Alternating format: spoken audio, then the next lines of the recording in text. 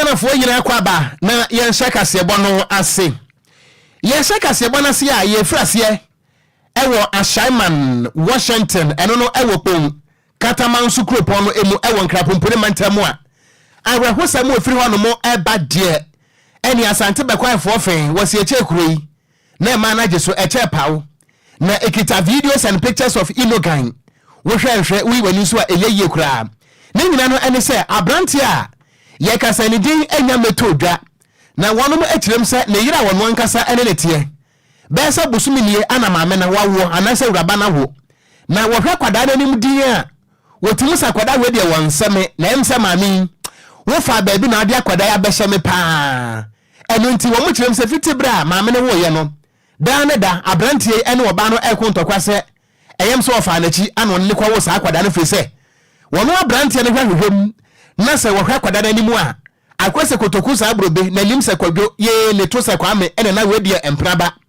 eno nti abrante ekire se ne yire no afa na chi pa no ne na wo nti da bia ntokwa na wo mu kirem kra se duru mre bia wotimi fa se kan se wanka nipa kra one ne kwanyem ya meku afra asase so na ene de dondon jengon domo afro te gade otom ama kire se ganfro so afro pete abrante na timi afa se kan a kire yire no ahyedem watwitwa ne se kan ha ekunu a akwada no so wanya bosome no so wo kire se baabia wo dwan gina ehwa na ne bangira nti akwada no so bosome ba akwada wono so watwitwa ne ekunu a enipa mienu abrante no wa finish wo mokora kire se da bi minti rase emase bie bru duadu mfrane emesi kotia na wanje bode betem fese me no na tedam ha minum tama medanya muwo na kwada wedi e wonsa minti ye kasai wakum maame no ana kwada wanya bosome so watwitwa no ekunu ai fabre aya wehosem na de ntem ka se eye videos and pictures of Inogan no wo ba ye Facebook no so a ene ya na daso no na shaman Kataman so for Washington for ana tiegu montre so a ene etwo boy yei ana wo mategu montre so mu nyina no ene obehwe maya wo amu ne mama so wo amu a enyansam kotoa na video no ofi wani a wo be wusa aposifo atimi atabiri wo ba na mu no ana wo matabiri akwada no so enipa mienu ana edu wo mu aguka mu a boni abrante watimi adie anu no na wo mu wo hobie etirem se besa busuminiye antokwa ne hyase no ewo mu a na enamfofo abam na okonfo kwa ada nyum tetimi na din na kirajo na sa so de biem nti ntokwan de akwese bola so da bufra ene na dum watra na so wo mu tirem se wo mu a ebusuanfo no mpotimi bam ka se kwa mi apia ayeye wo be wo ne no anatie eba ne se na atimbo no kwa do se akwada yi wo nyoba ne ade na ekirajo na ene de wo mu de so a wo bia ntimi amem ama me pata no ana brantie yi atimi afase kan ya watwitwa woba na kuno akwada no so kire se anye ne banti wono so wakunu a emunsam wobra wamo etietie mu no momientie emunsam kakra frem de tane se mi wo fie anopo we ne nkwala ne bae se mama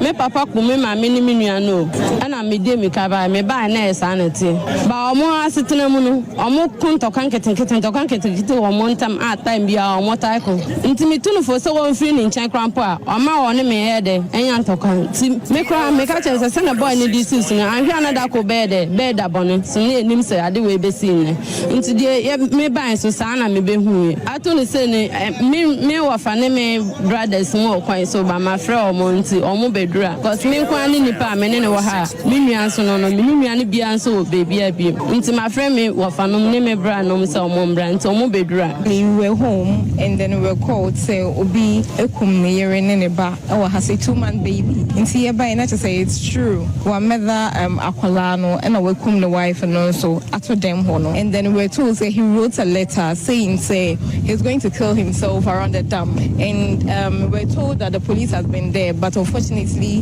he's not around inti police for na berape akwala na mama na omodene kono yeah enu na ya beto ha say we were told when we came around and almost say yet to say be say akwala na nye papa na dia but even investigate in the crown pon not just say we are sure we are only about it now you just akwala na nye oba the best thing for you to do is to do a DNA because say ntokwa ba na oba na ka cha say ba na nye odia e no kire say no kre na ka so ye DNA to prove say akwala na nye dia na say nye dia and sana why baby sa why no pay your honor yenya call say obi ni kunu enya ntokwa na papa na tumi akum ne yere ene ni akola be 2 months ena ojo ani ja omu ti ye ba ye so no sa pepepe according to issues no musim ntokwa nkitin wo fie ho ti enam sa ntokwa ni nti na anajo no one ne yere ni nya kasakasa sa na otumi ekum ono ani ni ba ena oba na odwo ni chance yere no sisi a oba ne akola no mu oda ene mu ena bema no adwane aja omu enti ebusua anyway no eye wo manfo ani adehia wonom ewo assignment Washington ewo nkran ha wo mu hunu bie no se bimpene se de wo kwa aten de wo ba aten de ogira ho de atentrodo na bobuo nti wo mo kire se aboa kraman se de wafa kosua ma na bogu onum se tom enti wo ba ye Facebook no eso a hey awade ba kupe awade aye nana mo anka mu no kura nkyire oh debi Kwadwo okon asem we yaka ne fie happen hey say we your bana ne be mate na hwesu ban bia be ma ne da na die no onyam obeje nkwa afiri wonsem awade ni jai ya be srada we nya so pani na akọba na mane say ontufuo wo tia wa no hu na hwe na mo be ma ye dikan atretin we say obekun die na si wu kwan say obesore afiri awale na se ya se be ma nya kukuduro ba woni ne titan ba akumu da sore ene na wo ma atumi akunu akun abofra a wanya mfinhia mienu na san aka ho se ususu se onya oba na sese biye na nanom sese ba nche enya eja na kire so ususu sa kwada na nya oba DNA eyesen okunye besre enipa binum so a aya na yebemba memben enipa bi asa ne ma we koso omu ntem no so aya bibi sa asi a yemwa wo no ma ye ntena se enya nhwe han ye firi se be ma we nka report ma Ghana Police Service e bia nka ya kire dada enka samre bia na nka o police fo akachi a oyiyi nsem bia no ena obi ampamu ama ekoduru ba bia duro ye besra da awade no sabe nya nkwa na awade o enti se ohwe na mfa papa bi kwat na firi se twasam kra ma ya tiaze wo ware na wani aware ni na ma wale so na sabe wu nkwasi awu a osura hini na ye se ye pre no kra wunya mu kwanko Bible na kan yo yes and say what wana hene ma bi nkoya ma fa nchechire wutwintwan ma ya isi ya kuwi so ba gba nso nyame ya se wa ku o ba Kwadwo anokare se abusuafo no a wo mo dane immediators no wo mo amoa serious because aboa no mpani so wonya na so wonka wa won fe ne senkyerɛ me se me ye busua pere na se awade samba manim na me hwe ba ko bekum ba ko ada no amegu awade ne se tom megu ne se tom mo amunim se ba mai wotwemu di sie so se kan oh anya hwe ena anya hwe ne mo asa ka ma som ena di asie nie emo ya me da me maka Kwadwo bompa ma me na menyeska Messi Event Center no ye nware wo ho ye begu awade nko a Kofi so baba ho okwa ye nanse moja 7 ya doso okrum ha se dedo enipa ko do lole nkwanhia kum wonom enra da ya twen krante e da twa obi nsa wo yalefa enne ensusu nkwasi nkwa dansusu nso a kobra ne atwese kan yakwana yire ne ba okwa mewra ho pa nanso yese mekum na mawubi enya mensam so mo so watwere krata so no kura obeje ne nkwa afiri ni wo ye be ma wan tenase kunu hone de amwa se mekum na mawubi de enya mensam na ye gina ntente na atutu ye ho atuo wosimidi tuo no to ho akwese me ho akonfo akwese police ni bia wo ma 7 woni civil enya ntokwa etuo se ho ho na odi tuo to ho mafa bo okuna ye besre nuano mema ne se woni oba bi te ho okuna wo hwa na se emfa na oba ne wunyini ni a yes kan twen na etutuo bia wo jana ma no kwa busuafo nchen wentokwa bia nim wunyini ni adenti na betwe ne so nkranta to no so wire sabi nyansa bia nim adesua pii wode asie yimu enye eyenti ye besre mema no yentu ye hofo na ma no nso entena ho ama ne kwaje nzemu ze sia ma me kwei okwatena asamado aka se nka mehunya nka awale yi nka mijaye esi aye late nti yensu bi bemfrem me de se me nyini ba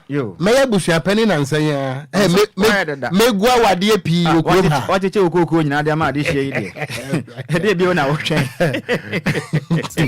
Kwadwo to aso okoya to akase aba no so na ye mo emfamre mu apie mantemu na Environmental Protection Agency ye twenty ya kan say EPA and having the Water Resources Commission for Kabum etrem say omaga na zesi bia ba fa bia mensra hodo ni nyina mo illegal mining na ekoso galam say agiba bia boso nti One more trans agent who say, Galamsen na ekoso no enya de je na etu na ngasa hode na omode onemum enipa bi na bo wono mu chiri dom ehye onu kutu padi sika bo wono muti ena esi amekese Galamsen no Ghana de hye entimi enya tom na perifo ni chemse okopia pia mantem a chese ne River Denso no enya ese pikan ade je mpotem hono mu chirem say aya de say team pampanti wono mu num bia wo mpa aduane achiri kwa bio na o mafuru aya ese dotwo mpotem hono na mu chirem say ensuo no etumi boa dutwaje adehia ba ko be 1.5 million na jazene ni party timpotem hono modie enso ne boa papa mu chem se enso yi etumi tene ko atiti nanso enam Galamsen ni ntiri enso no point three bio ni nyina mo asi emperifo chem se esi ayeke so be pe wanka bobo mantem a woje da mo nanso ni nyina sai enti Ghana bedu ba bi no ponso ne de ye nya bia obebu pipe na so obebia na bra na enso nyina ye team pampan ko mu chem se emperifo fo mo na nsifo bedu ba bi no omen ye ho be kire ye pan na ko pia mantem a is original director of environmental protection agency no Felix Ado Ocran Ocran na monto we na ekoso no nyande be boa man Ghana be du be na koto asan mu pa emperifo mo na nsi fom pa de be ye ohawo kese na oyende e de maman pan e be ka se na Ocran se ade ba ko betimi aboa pa ma so ye ne wei eto atumi atwa ne se emperifo ntena se enye je pa bi emfa mra betimi aboa ye pa na sa ni pa bi o mudi sika ebo Ghana de hye mo sai yensa se ne yakwaye no ye betimi ya che on ebo modi tu sa ne mo de betimi aboa emafuma gudi ani pa bi di mra hye wono musem etu no kwambone so mo se o Ghana sase no yatumi aso mpati emamra ene wono madi ojemra ene zanjofo kasaye emu enchiremu nie which that too hadn't offended any mining company or any Galamsey is now being attacked. So Denso River that serves a lot of people in the country from the eastern region or from the Achim area through Nsawam up to the Greater Accra is now being attacked by these Galamsey operators. When you go there, you realize that the watershed is no more. The bamboo, the other vegetation, including fauna, have all been removed, been taken away. And the fear is that the river may dry up during dry season or now is getting polluted. It has become turbid. Ani awoti you ko piem wa piem mantema ono na oye regional director edema environmental protection agency no ne den ede Felix Ado Ocran na ba Facebook no so a DLFM 106.9 obehwemfo ni ededa hono na kobra ne pam entecha dia buru nani ase na aba Ghana dia pa na yeje emunsem eno no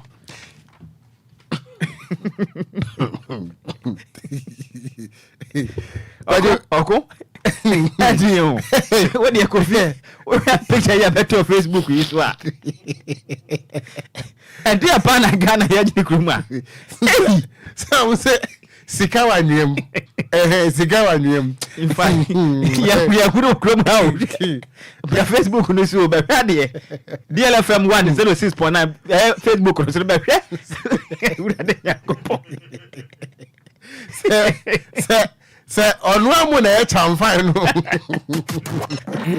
It's official. DLFM 106.9.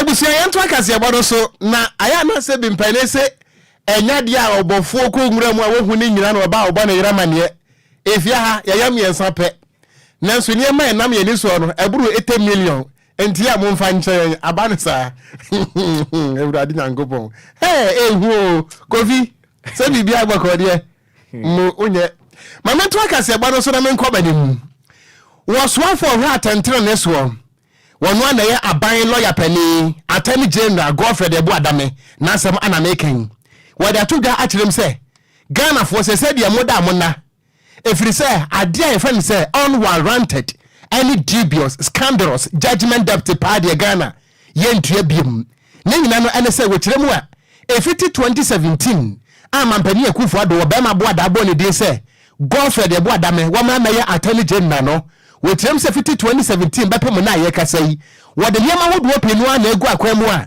a niam ahodo ebetimi ama wo my Ghana aboka e wo bra obi susuo say judgment debt say etua ma no wo kyerem say eto etimi atwa we kyerem say efiti 2017 ebepem say kasai watimi ayadwuma ama judgment debt akane na nka o menka ebeboa ye tifin 15 trillion Ghana cedis no wotirem so watimia fight ama sesika ne nyina no Ghana yatimia je ediegu omane futuo mu a atimia boa ye pam wode sansem we nyina todwa wabra afia no enhia mu a Ghana Bar Association o my Ghana lawyer for nkabom kubatan wono mitia afibia wo moye no na we no ekoso enne ewo Great Hall ewo Kwame Nkrumah University of Science and Technology ewo Kumasi ana Godfrey Eboadame edekwotu Ghana wo chirim say the judgment depth no my Ghana yentu abiem every say Office of the Attorney General no ede dem ahudo pinu na egu akwam a wo man atadwufo wa yate dende protected state properties, preserve the nation's rights, and fought off claims for billions of United States dollars against the state, even in situations where a particular decision of a minister is impugned by an international tribunal. The most remarkable feature of this involvement is that a sizable amount of this litigation is conducted by personnel of the Office of the Attorney General, led by the Attorney General himself and his deputies. Such is the strength of the capacity of the office that now memorials, pleading, security submissions filed by the office compares favorably with those filed by any lawyer on the international stage. And we defend these claims in the face of the severe constraints of challenges which have always characterized working in the Office of the Attorney General when representing the state in these actions. And indeed, I must state that I'm aware that some hide advocates for these unsuccessful claimants against the state and self-styled social commentators masquerading as civil society and experts in all subjects except perhaps the creation of man hastily take to social media to delegate their effort to the state in defending such gargantuan claims and in fact distort the effect of awards and judgments in favor of the state. I can only say in reply that there ought to be a modicum of patriotism. Ironically, these same people are quick to trumpet adverse awards given against Ghana in the past, obviously basking in the joy of such situations. Can they just pause for a moment to reflect on what would have happened to the Ghanaian economy if even a fraction of these claims for billions of US dollars and trillions of Ghana cedis has succeeded? Any ayeti ye aban lawyer penny Godfrey Eboadame what the sansem we nyina to da na Ghana Bar Association wonom nhyiamu ewo Kumasi and what the sansem we ekotu edwa yanto akasebo no so na yemo emfanwura mu ewo National Democratic Congress NDC manyuko no wonom Frank Atunya wampenda da John Dramani Mahama sisi amekesei official no abomode submitting nomination forms na wakopemu ewo Electoral Commission wonom headquarters na ena farms no enya de a omampenda da John Dramani Mahama no ankasa de kwade mom national chairman Edmund NDC manyuko no Johnson Asedu nketi adodo na bodom na ne say General Mosquito no ne bomode agina mu ede nkrata ikoma yisifo no na mna wakọ no sunyo no kwa na kwade mom okọ no oni fifia bikoti oye General Secretary Edma Jezeniti amayuko no Elvin's Dr. Omanebo Amaya Director of IT and of his elections Okobin and a Madi Jibri or a Deputy Director of Elections Ozuko Pimo and of his Madam Obobi Dako and in Pabbi Nana Kanwa Womina Kopimo ever yisi asweye na mba modern eden krata ne kowe ye pe na se dun ketia ba modern sense any some trafo din kita ho and o kire me send this amanyo komo o didie pass se de tie bia no enfim pim na dun ne abato o mu de nkunum de e o mo de pe fi se enframa bo o maga na mu nyina de achinhye ne nyina de adanse se eni se amanyo ko na fu abato ne de nkunum de e o mo de pan e mo masaka se kire me za de ba ko di ye pa ne se yisi no abato ahoma no simple bi wo ho nti o maka ka eni se amanyo ko na no omugusu ase enya de omoje nkrata no tumti yisima no homoden na wanhyehyɛ pa ntumi mmoa na abato ehoma no niama entumi enkoye pan emna se dun keti agemre eni se trafo edi nkobo no emu enkyeremu nie. We are also very confident that all the indications across the country point to an incoming change, a change that will help Ghanaians to decide their destiny and to reset our country's democracy. Amen. Ladies and gentlemen, we however have very serious concerns. I'm sure you've monitored the discussions between us and the Commission in the past 1 month relating to the various concerns that we have raised. So far, our concerns have not been addressed satisfactorily. And for the purpose of those who have not heard our concerns, we have serious concerns about the credibility of the register, because the voters register is the basis for all the elections. So if you get the register wrong, then everything begins to crumble. It means you are building on a weak foundation. We have said that the register that allows people to be transferred to other polling stations, other regions without their consent. It's a very, very serious omission in our electoral processes. Whenever you talk about credibility of the register, the response has always been that it is because the register has challenges. That is why we embark on exhibition. But this particular challenge actually rocks the foundation of the register itself. National Chairman Edema NDC Amayokonum Johnson Esedun Ketia Nene Enawoti ye. Yentua so na yenfree NDC Amayokonum mu ana yebo ede awram ewo NPP wosono kese Amayokonum so emu. Na wapani a wono so na wotu frank apre se obedi mampani ewo krom ha. Eye Dr. Alhaji Mahmoud Bawumia ene wono so etutu anamawo etieti ana chaw mu a wokopie mu ewo electoral commission wono matara yekese ewo enkrapompone manta mu se wokọ no akofile ne nomination na botaya tachire ne se wonya ka so obedi president ne dia na obedie na nso se bimpedesi sa wotwi wia aya na we tato na nti ebra wokro no na chief of staff me am wafase ya maame akosua frema opare na odi akire bi sada nso ana ono ankasa ne wife beautiful eye Samira Baumia na wono nso edi akire ene empenifo twetworo ni ani ntini a wodi ntintiman ewo NPP amanyuko no mu na wo munyina edi Dr. Alhaji Mahmoud Bawumia echi na wobra wode ne forms no ema yisi form penifo no ya maame Jane Adukwe Mensa a wono woye chairperson edema electoral commission ekasa edi to dachire mu se efiti bra Ghana ba ye Dr. Mahmoud Bawumia nko a ene mampani abedi akira wote so a wono ankasa asimu pampan se obe file nomination na wenu eya bakwasemu a papa iwayo wakasa no emunsem ne. Good morning, His Excellency Dr. Mahamadou Bawumia, Vice President of the Republic of Ghana and Presidential Candidate of the New Patriotic Party. Good morning to the Second Lady Hajia Samira Bawumia. Good morning, Dr. Matthew Opoku Prempeh and Mrs. Opoku Prempeh. Good morning to General Secretary of the New Patriotic Nation Forms to the Electoral Commission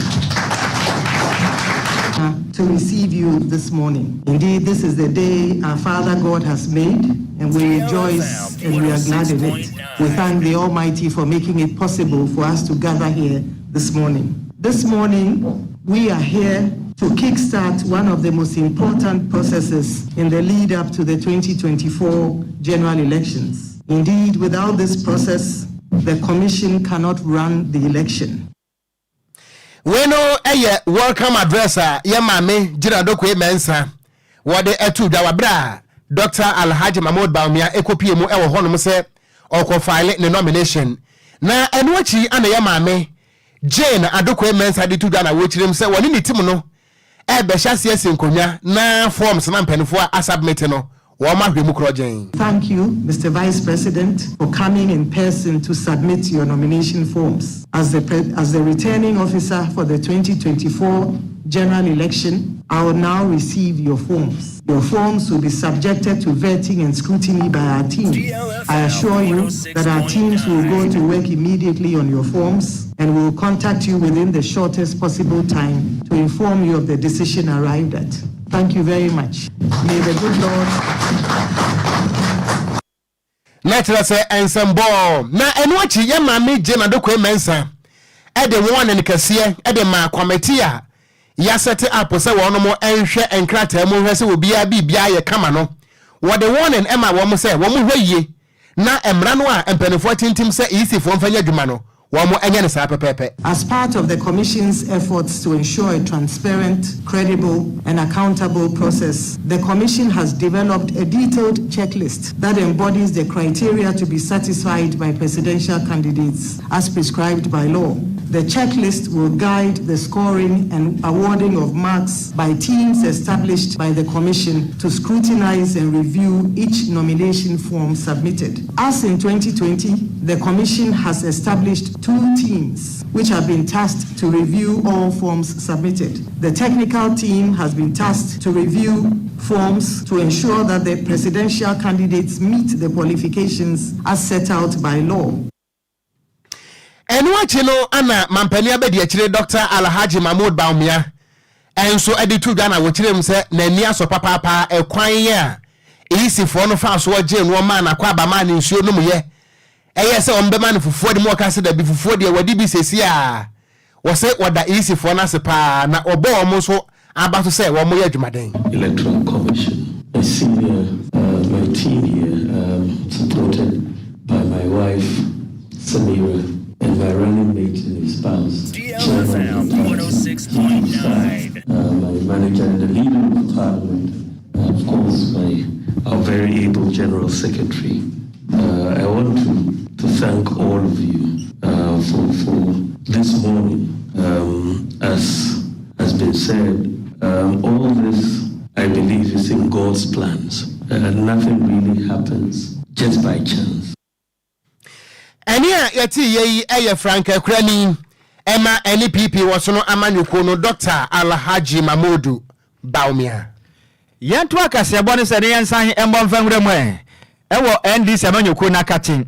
Na nansan beto odwa akomo kasa ya se ne ohwe yisi a wonum voter register no eni se mayoko ni kyem se sintobi wom enti amanyuko na se yisi asoe no modern tenase na mo yenhwe mu anfanfan we free se ne mayekoso no enya de betimi abo akura nanso yisi ababonte abeka se kyem se ensema wodo NDC amanyuko keke ka no nukura bi ani mafiri se yisi dwuma de omude bibia da din ti zanya se mo keke ka no wanum enyan ekan na Dr. Mane Boama director of elections the man is mayoko no kyem se sana mo nto na yisi de ba bonte ne de enya kura free se o ma de mani quote ya wisie afa chese ne register ni mu ahunu se dabi no obrena wo ma se yisi ne tenase ya na odwene hu kwa kire free se enwuma we betimi ya bo mo Ghana bato na yebeto no ayasumi biemu mapapan abuza ko base abato ho ma na se voter register ne ma nkwa ye nso a betimi ahadwen nti adenti na yisi onyi ne funzo fantom na ono twa de fa nso atwen de afa isi akwa se mo twetwe se o we ndam o Mane Boama ekyirem se ntokwa we mpo de enko base se be ya mo made ntia we yokuo bi a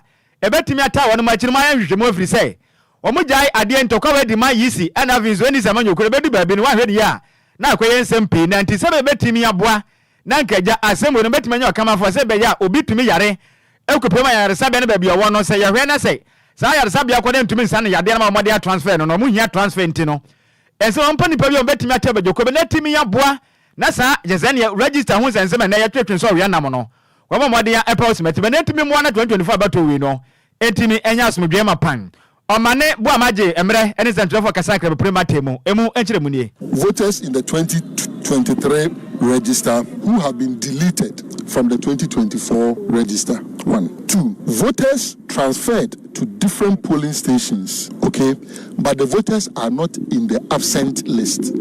In terms of that is so far what we have identified 2,094. The first I category is 3,957. There's a third I category. Previous transfers illegally added to 2024 transfers. And guess what? 243,540. The EC must agree if the EC has nothing to hide. And we don't want to believe they have anything to hide. The EC must agree for an independent body to audit this. It has happened before. And let me speak on authority and in locus classicus that the UNDP is ready and willing to provide the support only if the Electoral Commission will write to request for this support. They have not accepted the independent forensic audit. Expectedly. It's not all doctors who readily refer. It's not all workers who readily, when issues are above them.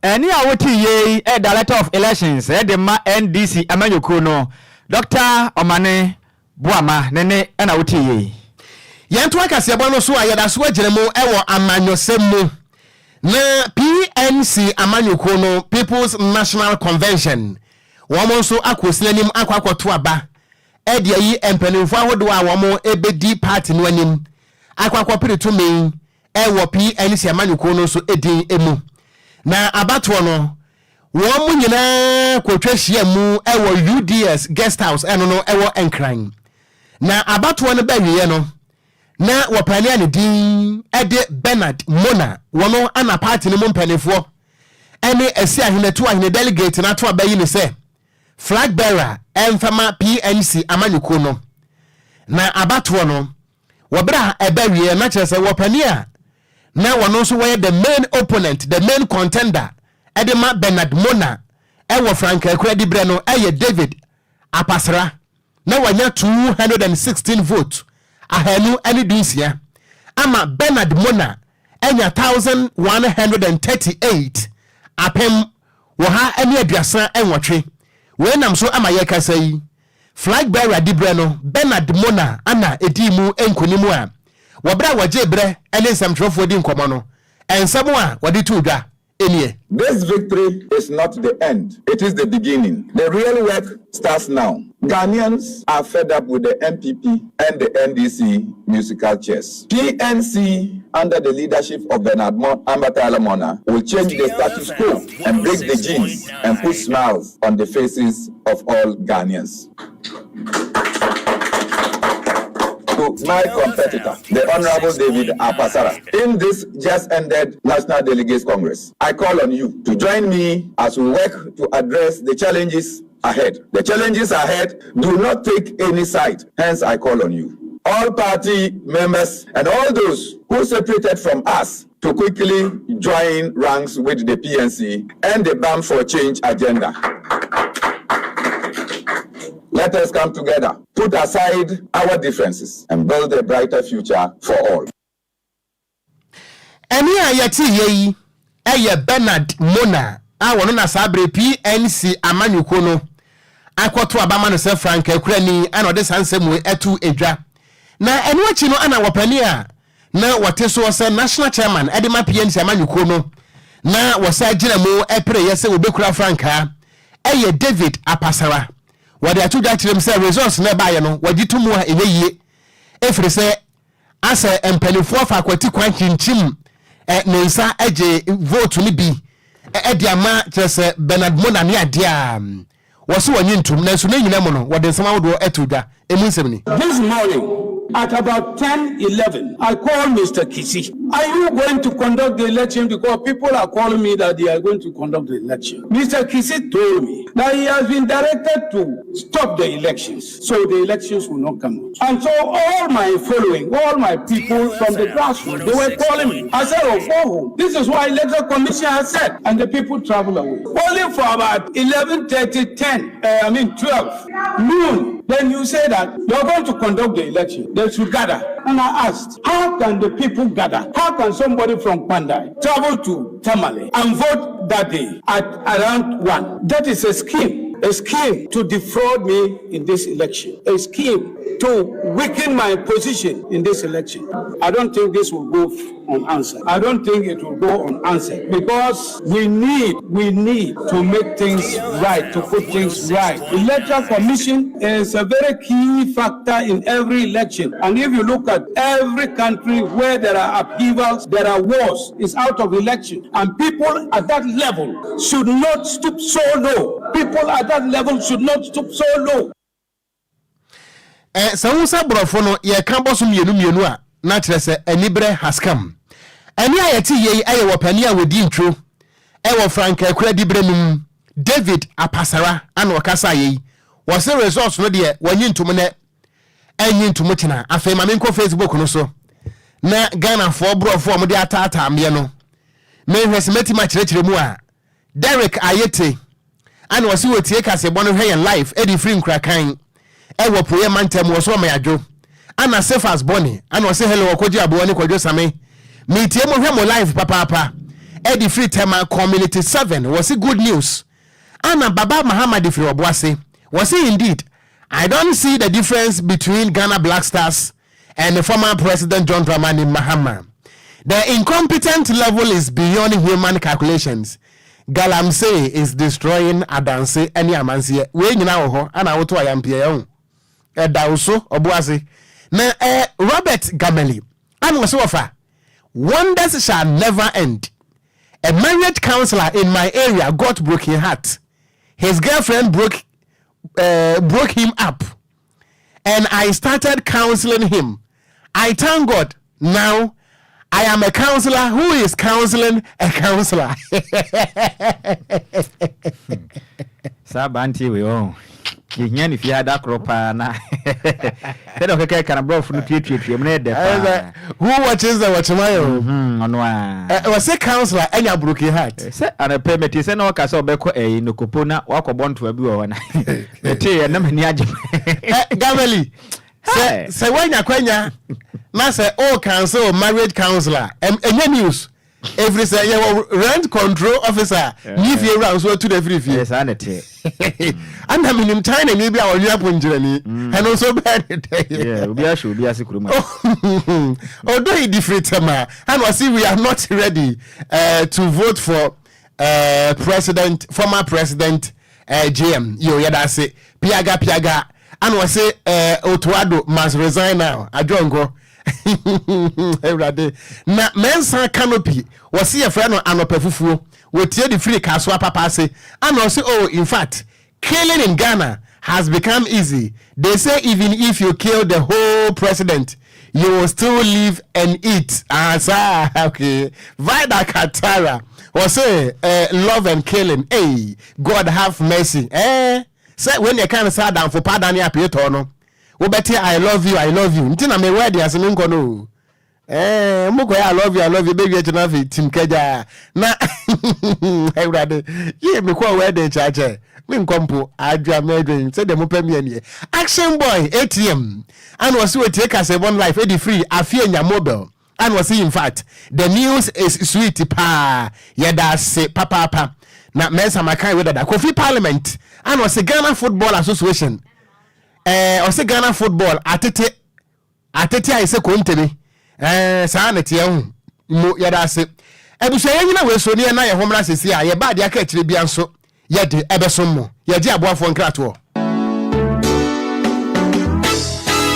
Jack makwako hunu new lucky electricals na wura mu a eniema ewo ho no ese abrochire wo niema hodo bi ti se cables main switch ceiling fan switch and sockets lights and also wo chandeliers floodlight street light spot light surface light any lights ahodo PVC pipes trunkings any breakers ni nyina bi ewo new lucky electricals. New Lucky Electricals, wholesaling and retailing. Na sa wo pe ba ko so a obetimi abowrem eno nti some ye companies wo ye fiera and na say mo ye contractors na mo pe enkane ahodo and electrical cables e de mudwuma de fo ani kirem New Lucky Electrical wo ye delivery service eno nti ba bia wo bia no ye betimi de niam no abrel na dodo a wo beto no so e won discount a ye de e chewo wo branches ahodo pi Accra Central or Opera Square wo ben Wisconsin International University ewo North Legon womo any DLFM ana eye opposite West London so wo Simabriu Fashion echi hope Achimota New Station New Lucky Electrical eben Shell Filling Station no wo betimi afre number 0559 37 17 63 esa your WhatsApp anase 0244 21 25 01 wo betimi so asa afre wo mo ewo 0245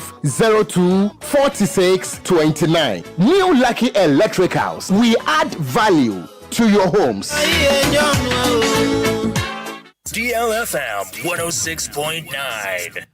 Yantua kasebono so ene yembo emfenwura mu ewa ni gidie ensemu. Na Ghanaian gospel musician and did the for Evans akasa brempon. Wakasa chirem say, "Oh, emre we see super no we say chese no. Oh, no tonyom. No tonyom pa na wonyuma no to no mumu no. Na nya de na yam nyuma na mumu na nyuma woto no."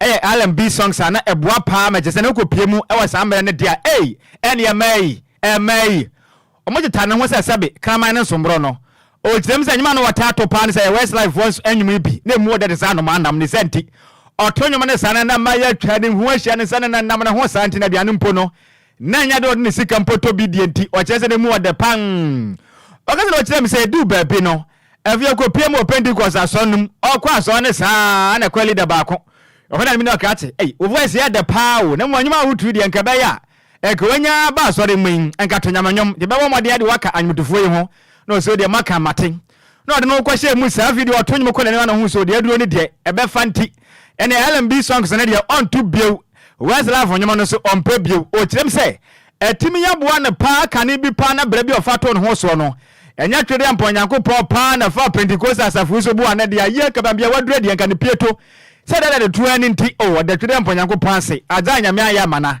emu the pang emra jemre ene sancho for kasa ye no emu semni. I started singing for the girls in SHS. No. You know, I started singing for them, and they fell for it. So there's this book. Then there's all of Westlife songs in it. You buy the cassette, you get the book, you learn all the songs. You go sing for the girls, you know. And it was a thing. Gideon dragged me to one of their meetings. One day, the music director there was teaching a song. He was fumbling with it. He was teaching the harmonies and fumbling. So I went to tell the music director that the guy sitting there, the first year guy, is really good. He can teach this song. And the guy called me up to help him teach it. I taught the song in 15 minutes. I was like, wow, this guy is good. So I started directing the pencil choir right from the first day I went to rehearsal. I discovered my purpose for life in uni. Right? Everything crystallized for me. After uni, I knew where I was taking my life. I knew that the call of God was upon me. 6.9.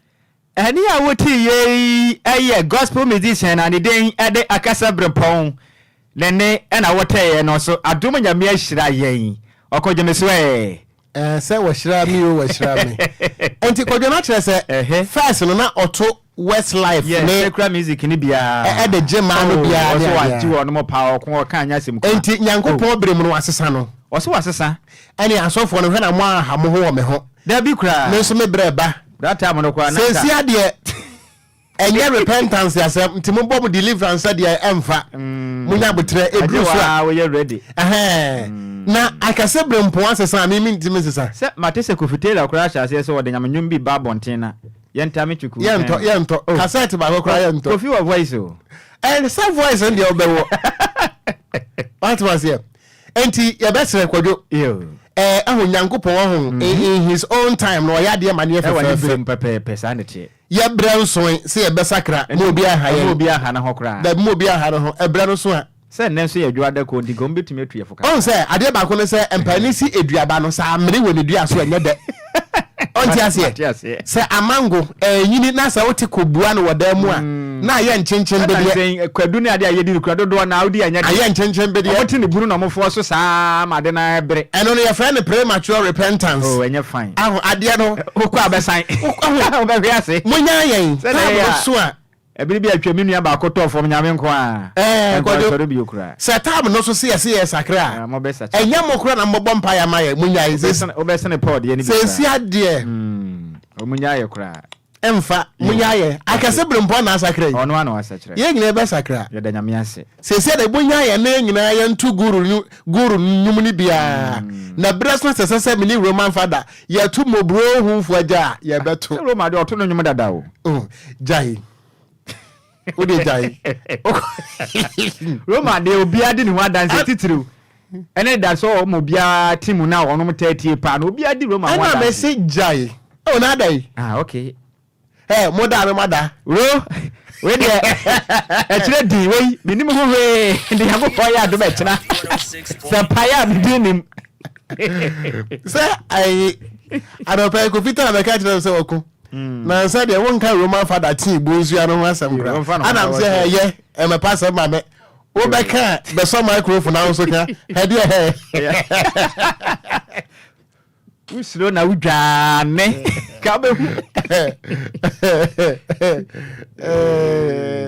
yes the cap na the bucket enya hwe ni me ho hwe enti Kofi wo pese men kan mic na doso be so we naka mpacho enti abusia yamra ne afi ye ni nkommo kasebo no eye official jebre ye de sofa no e beto awso.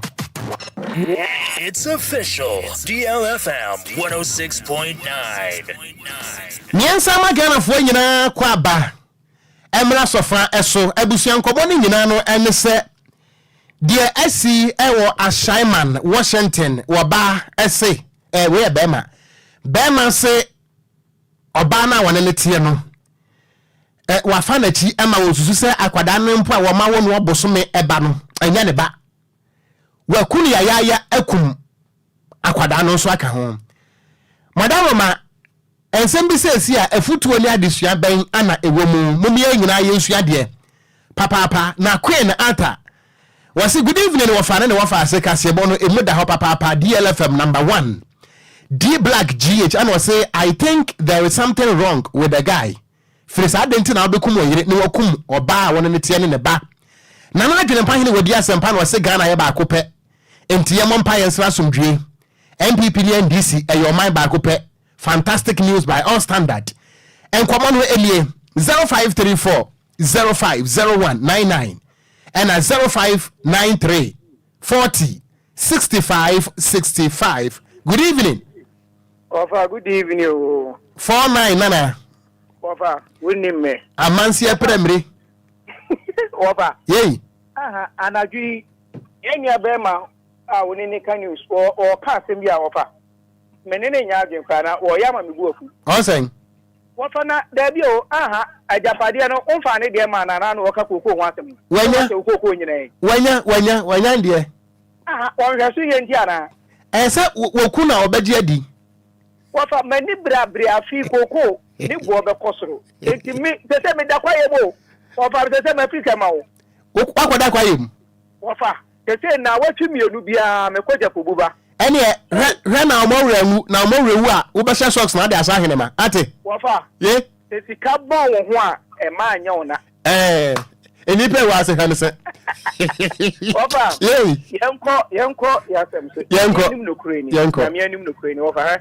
Enoma bi wo ho a sebi Ghana emeba ene enkiti ye fese ye mrantie ye didi agro wafa asema asini nei agro hwe mutna studio makasa asem wo ya sebi woni wo kanfo wo ho na kakra na twade pew kakra na wa twese kan kakra na wo me bowoku ta we si ni pada nu mu ba wafa sebi o mu ya wonim ya obenya pebe bi fai edia na aba sebi oba ana bema ya wu bema na oba wu gina hen oba ya wu na bema gina hen wo di chimi china ho ya hu sa na yakuno yakuwo ba ka ho adai na bi odi sa adwuma no onyina hoi cha ofasa nipa we yenya na yenya dadie cage ni emfa ni nsem ni enchiro ne boni a wadi na ensan ne soro na yemfa nya example magana me da se papa amansia premere. Good evening.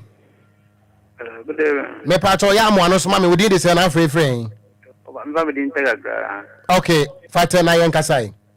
Ya woni asama isi isi me Washington what they say program. Is ya no kasi me video.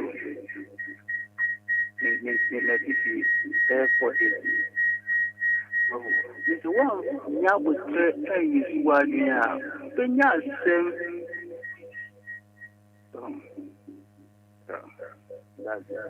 Menso meda se papa o se oya ye victim enu ntie ka say wa free fie ye mpese ye beje di ntie wa free fie na emom no mpene se wo banyansafo ebunu be ye nka nasam ye nyina yesu ade ne etu ye hofo. Good evening. The gangster catcher meeting kra Lydia apom te saying Okogyeabour Ocran mo the only uncle in town. Obo mra na esa na me moto m keka mi o. Kwadwo presi. Hallelujah. Okay. Yay. She say ma hu say Nhyiraba Kwadwo Sammy wa sorry. Asa na hye ase no nwusra na mana sorry. Sir.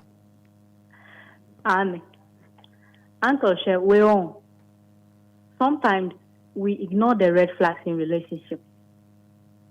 Na dey akwa him simply because I love him. What sort of love is that? Obi wa relationship no obi red flags no. You will know this person is not good for me. But still, just because of the word love. There's a saying that says that don't marry the person you love. Love the person you marry. Udi odrecha obi wu kwase wo not hodwen no. This one is a lesson to us. Like, who be dating now who red flags are you? He's not the only man. He's not the only woman. And our love is not fair. You are not born to each other. Etiko apa baby fa. And our so you are married doesn't mean you are tied together. Even if you don't want divorce, just pack your things and go home. Steady for 2 weeks or 3 weeks. You okay, ma wa no aba you okay, and no atena ofi. Simple. By force. Mo medase papa Lydia na etumufo no. Good evening. Good evening, Ofa. Me won fa asebe ni. Paulina domi filasu. Manye ofa na tete. Ofa na yo de babon. Bon. No fia no fine. No fia. O fiti enura no fia no fine. Ofa na mi ngo Kwadwo Sammy ke ko fite la ka Mario no. Men ka bofai. Men ka bofai kura.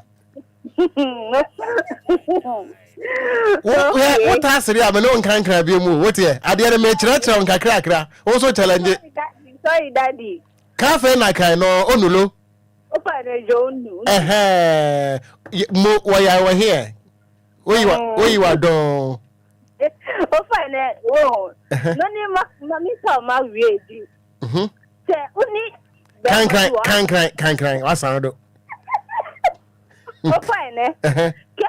New koyedeme like me into relationship or no shishi ni ona ke no e town dey threat the habo threat ke ni bi ko me asa no she relationship e she dey by force so that she relationship ake ya even or no shishi no ke una no kuna ka dey threat ko me to ko na ke ni bi ko me ya ojuta ye relationship me she me by force.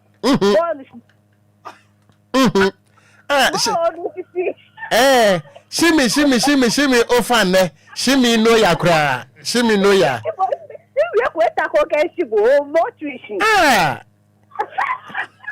Me ka mini keka to fa. O you are don kra. Mini son ne.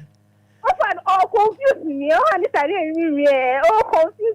Me ka ofa na e cho nya bi ene. What? Me ba cho mi ya Mario ko bi tell ani Kwadwo Sammy wa. Na me chire ma chire wo mo no. Hey go fear. I do how. Dear bay. Go fit tell dear bay. Mo amra mo ho ansia mo bebransa no matika say you Kofi Kwadwo Oko the Ocran nyina na mabɔ no tofa ma mo no ntie musam so Ocran no say we dey me ha me ho abisa say that's right we no etiefo na nkasa beka ho asɛmti wakonya bo akora so yi mframa ye nyina chiye good evening Oko me ofa ase wo fa nie wo ba kan kran na me kada mo yanka wo fa na Sammy nyalo nya Sammy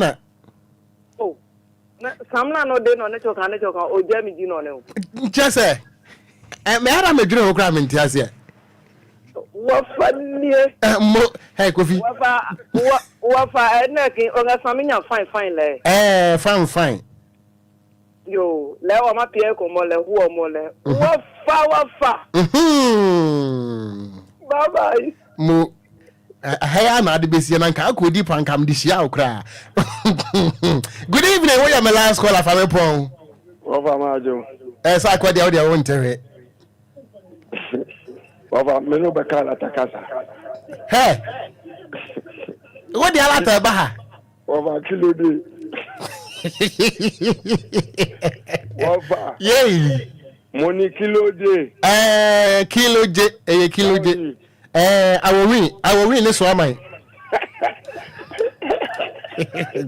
Papa, yeah, Ghana, maybe I shefa our young found and then decided.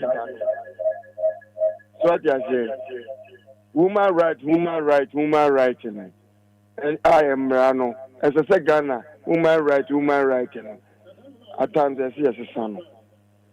Meda say ebusia ye ntime mfa frefo no ebiem okay producer say ye mfa we ntwala Kofi da say good evening wafa mo we nka man fa no a within the sun afrem frɛ hen Nhyiraba Asama Washington what is someone think and to the enka twi ne enko me no be kanka papa when you do ga kura o family oduba okay.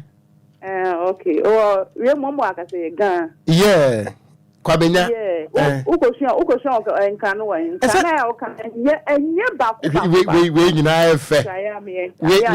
We nyina efe. Aye di ni entre o. Because wofa. Yey. Yes, sine yare ho papa. Saturday ya nyennim yare ho. Sisi ama yekumu kwa ene omoda kwa yusudo. Sisi an media ma careful papa. Me oni me mesre kwa mpo no mesro wati. Na wonye ukunu boni ade enti na no da ho a usuro. Na that dinti we no to man consider kakra. Na meba sa wo de wawade anamboa wo so ne ukunu na tie. Na se bi mpanesi wutiri mu fita so akira man nku ade enti na wonya boni bia. So no net here. I'm now for that.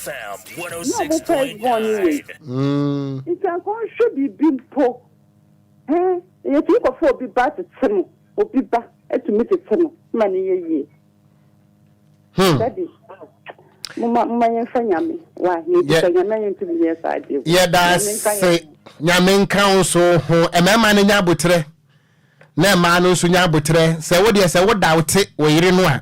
Na se when you near DNA ewo ho enya confirm sa kwada na enya wo ba e ka bi awabo no oba ne betua ma ho but se wo beka sa kwada no wanya wo ba nti wakuma kwada no wakum mame no be ma ade ade a ne nti ubenya oh asem because DNA ewo ho se bi a wahwe akwada ne bosome e bi abosome no usika akomu no se DNA eprove se wanya wo ba sika bia na wodi aha kwada no 1 month no ye tua wa de ma wo na oko asem no kura ne se wo ho abrabo aye boyi obi tumi kokofa obi ba na wahwe no enti omo kofa amanfo ma hwe wo no mo na ye musu ana ti se wo no obate woni obate na se ko ba se oba no ode oba bia be fere susu senya oba we ntakwa bia nim we de din no ko se de opele kokwa apai wa gba we fi ha no last week ena Ghana for Manti e ka kire se baba ya last sports stadium no park no atete apansam ti o ma hunu ball no so ene ne yanso mbo wura mu Morocco nso yene ni je ye nuanu omo ye je ne ho adwuma wo so we Bekani yes ko bo ani yanso ya pre a akopai 1-1 eni yesi anu match we ne enfumuso ne ye hwan ya eno so na nkonwa ne ye empty o say na nkonwa ne ye empty enti mamulusu match no na kumasi de na park ne nye ana Morocco dia no so na park ni empty obi amehwe nti e gbotere wan oko medical ka se be ya CAF any FIFA mo bande Ghana football no mo ma ye nya ball no bo fa mo ma ye 5 to 10 years na oko ye betimi de asiesie ye ho akopem na ye be ya ho bo o hwe ne ma ye koso na ka se na wo ho Ghana football na nkasa no kura ne se aku ba ye mpese ye be ka no kura kire ye ho da bi o Ghana football no se a crime scene egu crime scene local league no Andra matches bia e ready krom ha time keke wo kan yesma yenka minimum hebi o hwa asa o hwe game no asa nkwala na ebo TV game na me hwe le wen what you say hey league na magu no opele ya national team nso aja aka ye kwa adwuma na ye bra na ye kofi a omo kwahye pesike ye njibi na nka jabi oni obi kura wa asama omo match ni win ntini na ka o da ye chechere kaka ne so akwaje paw tesi ya mo pese ya na e krom asei amanya osama tete ye ntem agudie mu nsam so anka de beje ye ni kakra anka na so eno so da fom tim tesi ya mfa yin wo krom asei okomo mba ne ye ne mpa be bi mfa visa board ne de se ye nim ne qualify akura nim gwase e be gina e be sene de eni ho kura de antimon qualify media me bomb pass ma ye qualify e bi se zikana ma question amfa so bi amaso ya be du se of football mo Ghana hand okon etan ya well no pela atnasi de say de tie bia no say last week waka honsem media blast na nso be matie for no kwanya kasa de na ekosu de media blaster de me ni hwe ya na me hwe bi o say me no nim say na match so nim say man hwe bi de me say me teta hwe me bi say me say score line e say aga medwen me nim say de tie bia mfanti na agro dada na enti aya bone no na blaster for so mbedi Ghana for nyasa okome no ana ewo mu ha ho kora anya hwe enti ko fitala de ko Facebook no so yes also a hitman e de awoso beto am so akenkan for no so ye mienu edia mejeso ye Okogyeabour Ocran mene Nhyiraba Kwadwo Sammy B. Yamama nyina adwo na Kwadwo Sammy say blaster for no Ghana Football Association bonya no mbedi Ghana. Oh, agu. Ana bone nso Bible say na ketua ne den. Sa bone ketua de yo. Bone ketua ni wo.